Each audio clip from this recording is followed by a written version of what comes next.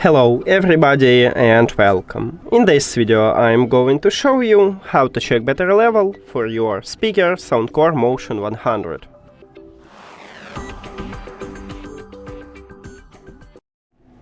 And on iPhone we have only one option how to check it, is to use an application, because if we made a widget, as you can see there is no information about the speaker. So we cannot use the widget to check it, but we can use SOUNDCORE app. We need to open it. Of course, your speaker should be connected.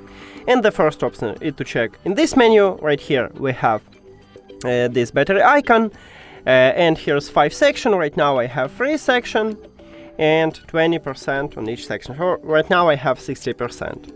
You can also tap at the speaker and check it right here, but there is no section here, and you need to guess how much is it. That's it.